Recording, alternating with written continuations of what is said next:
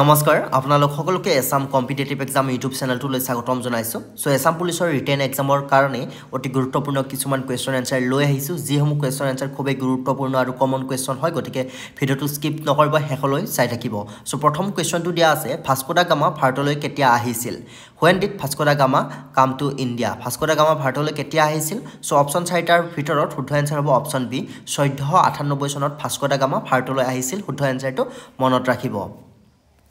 so আপোনালোকে যদি এছাম পুলিচৰ ৰিটেন এক্সামৰ কাৰণে প্ৰিপাৰেচন কৰি আছে তেতিয়াহলে আপোনালোকে এইখন গাইডবুকৰ জৰিয়তে প্ৰিপাৰেচন কৰিবৰ কাৰণে আমি ৰিকমেন্ড কৰিম কাৰণ এইখন গাইডবুক সম্পূৰ্ণ সিলেবাস অনুসৰি প্ৰস্তুত কৰা হৈছে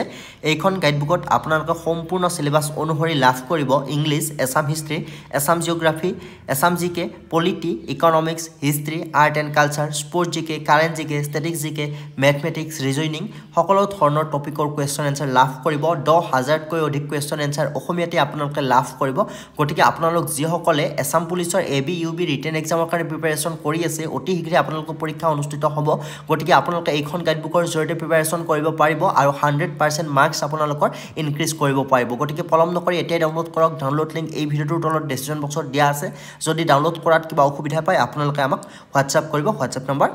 দিয়া আছে ঠিক আছে সো নেক্সট পৰৱৰ্তী কুৱেশ্যনটো দিয়া আছে 1498 চনত ভাৰতৰ পশ্চিম উপকূলত অৱতৰণ কৰা ভাস্কো দা গামা আছিল এজন কি আছিল ভাস্কো দা গামা আছিল এজন পৰ্তুগীজ নাবিক ঠিক আছে ভাস্কো দা গামা এজন পৰ্তুগীজ নাবিক আছিল আপোনালোকে মনত ৰাখিব নেক্সট পৰৱৰ্তী কুৱেশ্যনটো দিয়া আছে আলবেৰুনিয়ে ভাৰতৰ বিষয়ে লিখা গ্ৰন্থখনৰ নাম কি আছিল আলবেৰুনিয়ে ভাৰতৰ বিষয়ে লিখা গ্ৰন্থখনৰ নাম আছিল অপচনসমূহৰ পৰা শুদ্ধ এনসাৰসমূহৰ ভিতৰত হ'ব অপচন এ তাকি ই হিন ঠিক আছে আলবেৰুনিয়ে ভাৰতৰ বিষয়ে লিখা গ্ৰন্থখনৰ নাম হ'ব তাকি ই হিন অপচন এ হৈছে ইয়াৰ শুদ্ধ এনসাৰ নেক্সট পৰৱৰ্তী কুৱেশ্যনটো দিয়া আছে গৌৰৱময় বিপ্লৱ কেতিয়া সংঘটিত হৈছিল অপচন 4টা আছে ইয়াৰ ভিতৰত শুদ্ধ এনসাৰ হ'ব অপচন বি 1668 চনত গৌৰৱময় বিপ্লৱ সংঘটিত কৰা হৈছিল আমি যিসমূহ কুৱেশ্যন আলোচনা কৰি আছো গোটেইসমূহ কুৱেশ্যনে খুবেই গুৰুত্বপূৰ্ণ আৰু ইয়াৰ ভিতৰতে আপোনালোকৰ পৰীক্ষাত আহিব গতিকে আপোনালোকে এটা ভিডিও মিছ নকৰিব প্ৰতিটো ভিডিও চাই যাব গৌৰৱময় বিপ্লৱ সংঘটিত হৈছিল 1688 চনত পৰৱৰ্তী কুৱেশ্যনটো দিয়া আছে সবৰমতী আশ্ৰম ক'ত অৱস্থিত অপচনসমূহ দিয়া আছে অসম বিহাৰ ৰাজস্থান আৰু গুজৰাট সো ইয়াৰ শুদ্ধ এনসাৰ হ'ব অপচন ডি সবৰমতী আশ্ৰম গুজৰাটত অৱস্থিত অপচন ডি হৈছে ইয়াৰ শুদ্ধ এনসাৰ নেক্সট পৰৱৰ্তী কুৱেশ্যনটো দিয়া আছে অনুগামীসহ গান্ধীৰ আহমেদাবাদৰ সবৰমতী আশ্ৰমৰ পৰা দাণ্ডি নামৰ গাঁওখনলৈ দাণ্ডি যাত্ৰাৰ আৰম্ভণি হৈছিল দাণ্ডি যাত্ৰাৰ আৰম্ভণি কেতিয়া হৈছিল ইয়াৰ শুদ্ধ এনসাৰটো হ'ব অপচন এ ঠিক আছে মনত ৰাখিব ইম্পৰ্টেন্ট হয় দাণ্ডি যাত্ৰাৰ আৰম্ভণি হৈছিল 1930 চনৰ 12 মাৰ্চ তাৰিখে আৰম্ভণি হৈছিল দাণ্ডি যাত্ৰাৰ নেক্সট পৰৱৰ্তী কুৱেশ্যনটো দিয়া আছে সিপাহী বিদ্ৰোহ কেতিয়া হৈছিল ইয়াৰ শুদ্ধ এনসাৰ হ'ব অপচন বি আমি সকলোৱে জানো 1857 চনত সিপাহী বিদ্ৰোহ হৈছিল চনটো ভালদৰে মনত ৰাখিব 1857 ঠিক আছে নেক্সট কুৱেশ্যনটো দিয়া আছে ঐতিহাসিক খিলাধাৰী ঘাটৰ সন্ধি কেতিয়া হৈছিল খিলাধাৰী ঘাটৰ সন্ধি কেতিয়া হৈছিল ইয়াৰ শুদ্ধ এনসাৰ হ'ব অপচন এ 1663 চনৰ 22 জানুৱাৰী তাৰিখে খিলাধাৰী ঘাটৰ সন্ধি হৈছিল চনসমূহ আপোনালোকে ভালদৰে মনত ৰাখিব যাতে পৰীক্ষাত কনফিউজন নহয় 1663 চনৰ 22 জানুৱাৰী তাৰিখে খিলাধাৰী ঘাটৰ সন্ধি হৈছিল নেক্সট কুৱেশ্যনটো দিয়া আছে খিলাধাৰী ঘাটৰ সন্ধি কাৰ মাজত হৈছিল অপচন 4টা আছে ইয়াৰ ভিতৰত শুদ্ধ এনসাৰ অপচন এ আহোম আৰু মোগল সেনাৰ মাজত হৈছিল খিলাধাৰী ঘাটৰ সন্ধি মনত ৰাখিব আহোম আৰু মোগল সেনাৰ মাজত হৈছিল খিলাধাৰী ঘাটৰ সন্ধি এনেকৈ ধৰণৰ কুৱেশ্যন এনসাৰ অসম পুলিচৰ পৰীক্ষাৰ কাৰণে কাৰণ কি যথেষ্ট গুৰুত্বপূৰ্ণ হয় নেক্সট কুৱেশ্যনটো দিয়া আছে তলৰ কোন দুটা গ্ৰহৰ উপগ্ৰহ নাই আৰু আপোনালোকৰ গ্ৰহ উপগ্ৰহ সৌৰজগতৰ ওপৰত এটা নহয় এটা কুৱেশ্যন কিন্তু এছাম পুলিচৰ পৰীক্ষাত আহিবই গতিকে ভালদৰে মন কৰিব সো ইয়াৰ শুদ্ধ এনসাৰটো হ'ব অপচন সি বুধ আৰু শুক্ৰৰ কোনো ধৰণৰ বুধ আৰু শুক্ৰৰ দুটা গ্ৰহৰ কোনো ধৰণৰ উপগ্ৰহ নাই ঠিক আছে ইম্পৰ্টেন্ট হয় কোন দুটা গ্ৰহৰ উপগ্ৰহ নাই বুধ আৰু শুক্ৰৰ উপগ্ৰহ নাই সৌৰজগত বা গ্ৰহসমূহৰ ওপৰত কুৱেশ্যন এনসাৰ আপোনালোকক এটা নহয় এটা সুধিবই নেক্সট কুৱেশ্যনটো দিয়া আছে শনি গ্ৰহৰ আটাইতকৈ ডাঙৰ উপগ্ৰহটোৰ নাম কি ইয়াৰ শুদ্ধ এনসাৰ হ'ব অপচন এ টাইটান শনি গ্ৰহৰ আটাইতকৈ ডাঙৰ উপগ্ৰহটোৰ নাম হৈছে টাইটান নেক্সট কুৱেশ্যনটো দিয়া আছে মছজিদৰ চহৰ বুলি কোনখন চহৰক জনা যায় ইয়াৰ এনসাৰ হ'ব অপচন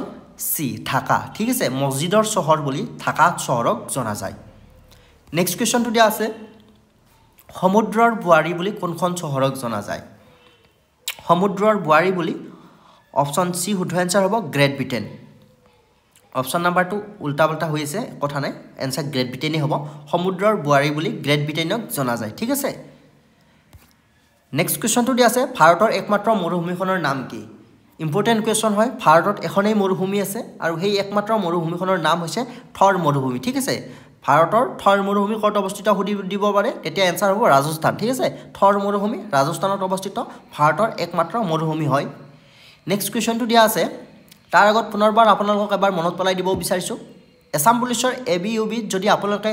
ভাল মাৰ্কছ এটা ল'ম বুলি ভাবিছে যদি চাকৰিটো ল'ম বুলি ভাবিছে সপোনৰ চাকৰিটো পোৱাত আপোনালোকক সহায় কৰিব এইখন গাইডবুকে য'ত সম্পূৰ্ণ সিলেবাছ অনুসৰি A to Z question answer আমি ইনক্লুড কৰিছোঁ সেইকাৰণে আপোনালোকক আমি বাৰ বাৰ কৈ আছোঁ এবাৰ এইখন গাইডবুকৰ জৰিয়তে আপোনালোকে প্ৰিপেৰেশ্যন চলাওক আৰু আপোনালোকে পৰীক্ষাত অৱতীৰ্ণ হওক তেতিয়া আপোনালোকে গম পাব কিমান লাভান্বিত হ'ব পাৰিব 100% মাৰ্কছ আপোনালোকে ইনক্ৰিজ কৰিব পাৰিব এইখন গাইডবুকৰ জৰিয়তে সম্পূৰ্ণ সিলেবাছ ফলো কৰা হৈছে যিসকলে ডাউনলোড কৰি ল'ব ইচ্ছা কৰে ডাউনলোড কৰি ল'ব পাৰিব লিংক এই ভিডিঅ'টোৰ তলত ডেছক্ৰিপশ্যন বক্সত দিয়া আছে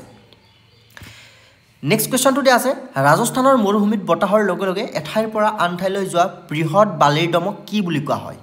ইয়াৰ এনচাৰটো হ'ব অপশ্যন থ্ৰিয়ান হ'ব থ্ৰিয়ান ঠিক আছে থ্ৰিয়ান হৈছে ৰাজস্থানৰ যি মৰুভূমিত এঠাইৰ পৰা আন এঠাইলৈ বালিৰ দমসমূহ যায় তাক থ্ৰিয়ান বুলি কোৱা হয় জিঅ'গ্ৰাফিৰ কুৱেশ্যন হয় মনত ৰাখিব নেক্সট কুৱেশ্যনটো দিয়া আছে ভাৰত মহাসাগৰৰ সৰ্ববৃহৎ বদ্বীপটোৰ নাম কি ভাৰত মহাসাগৰৰ সৰ্ববৃহৎ বদ্বীপটোৰ নাম হৈছে মাডাগাস্কাৰ শুদ্ধ এনচাৰ মাডাগাস্কাৰ নেক্সট কুৱেশ্যনটো দিয়া আছে ভাৰতীয় সংবিধানখন সংবিধান সভাত কেতিয়া গৃহীত কৰা হৈছিল ইম্পৰ্টেণ্ট কুৱেশ্যন ভাৰতীয় সংবিধানখন সংবিধান সভাত কেতিয়া গৃহীত কৰা হৈছিল ইয়াৰ এনচাৰ হ'ব অপশ্যন এ